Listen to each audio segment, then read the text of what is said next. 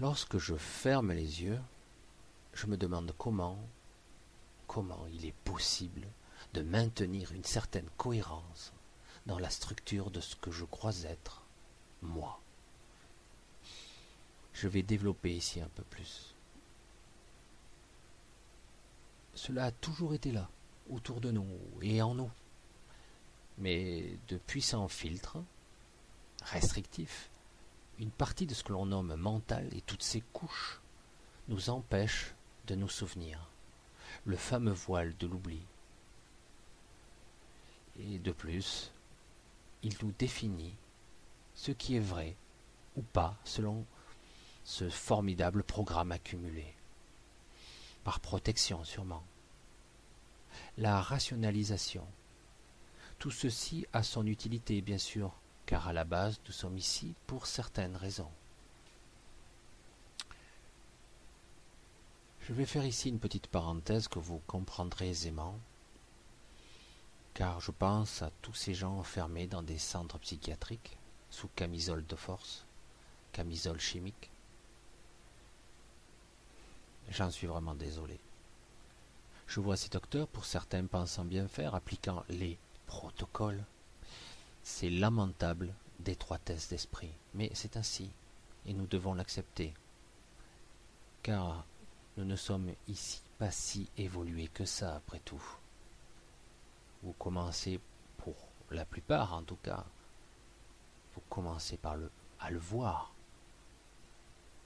Derrière ce vernis de civilisation, de socialisation,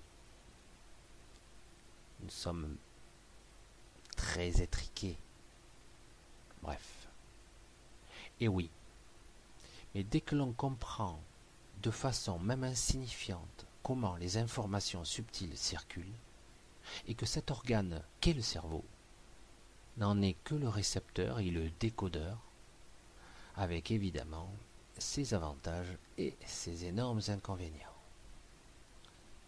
Tout n'est qu'information, car avant la création, la manifestation, il y a d'abord l'idée, le projet. Eh bien oui, nous baignons littéralement dedans. Cette information est partout. Il y en a tant que cela peut rendre fou ou encore malade, car elle débite à un niveau et à une vitesse incomparables. Essayer de vouloir tout capter, tout comprendre est une impossibilité. Nous ne sommes ici pas équipés pour ça. Comment décrire ce qui ne peut pas l'être? Comment transmettre un vécu par des mots, même si cela transmette aussi notre énergie de façon subtile, bien plus puissante que l'apparence de la forme.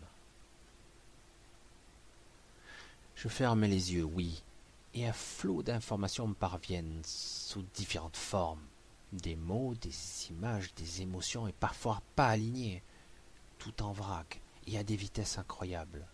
L'impression d'être une sorte de poste de radio, mais être incapable de m'arrêter sur une station aussi furtivement. Ah, si je pouvais enregistrer.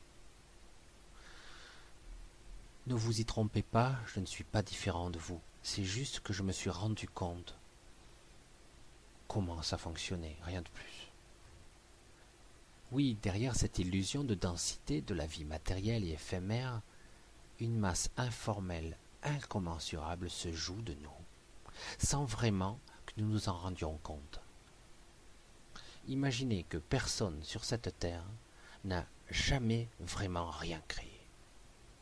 Je vous assure, une inspiration, une idée a été captée par un individu, et même parfois plusieurs, et soudain, eureka, j'ai compris comment faire, comment bâtir. Désolé, pour ceux qui croient être des génies, vous avez juste un décodeur plus adapté à l'information reçue. Et la possibilité de le faire.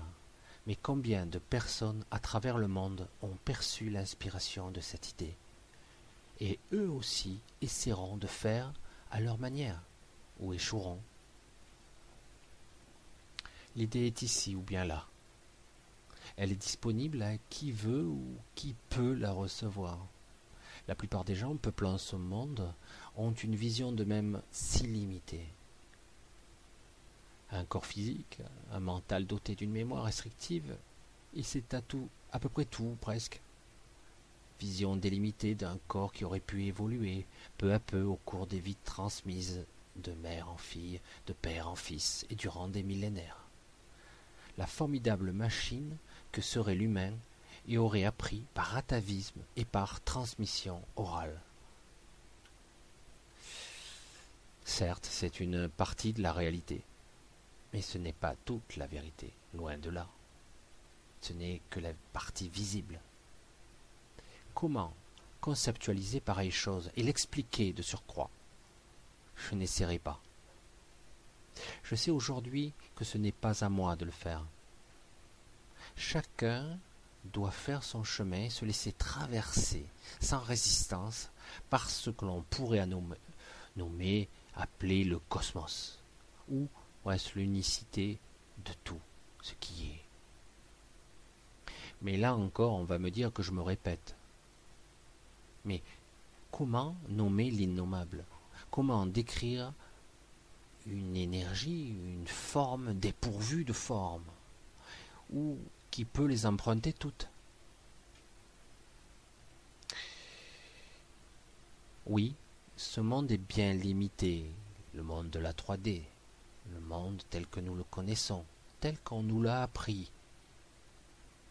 Et cependant, dans cette limitation, cela permet d'aller encore plus loin dans les champs des possibilités de tous les possibles. Suis-je vraiment ici ou ailleurs? Et partout à la fois, certains réceptacles me permettent de croire que je suis moi, et d'autres me feront percevoir que je suis l'animal que j'observe. C'est démentiel et fantastique à la fois. Parfois j'ai l'impression de me souvenir d'un autre moi, plus grand, plus large, plus puissant, m'observant, en train d'observer, en train de m'observer moi-même. Mais je vais m'arrêter ici, car je pense qu'il est important que ce petit message qui transmet mon énergie, là encore, il n'y a pas que les mots, vous permet de soulever un coin du rideau de cette réalité et de vouloir y jeter un œil derrière. Vous verrez, c'est fascinant.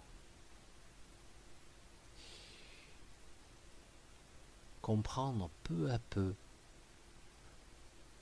que nous ne sommes pas ce que nous pensons être, que nous sommes autre chose de plus large, de plus puissant. Surtout n'ayez pas peur, car en fait c'est cela notre véritable nature, vraiment, et non pas cet ego ou ce mental. Mais je vais un peu trop vite. Une chose après l'autre, après tout.